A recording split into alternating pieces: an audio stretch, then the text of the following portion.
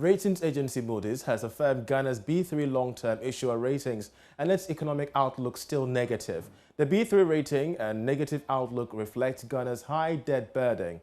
And of course, that is unlikely to fall rapidly. Continued weak debt affordability, high gross borrowing requirement, and ongoing liquidity challenges in the face of downside economic, social, and financial risk in the aftermath of the COVID-19 pandemic. Now, the rating affirmation also takes into account improving growth prospects, resilient external sector performance, and Ghana's continued access to domestic and international capital markets, supported by government's structural economic reform agenda to improve export competitiveness and broaden the revenue base. Moody said Ghana's credit profile is characterized by large gross borrowing requirements that exceed 20% of GDP, as well as persistent weak debt affordability stemming from interest payment rising to over 40% of revenue, both of which are among the weakest of sovereigns rated by Moody's, underpinning its exposure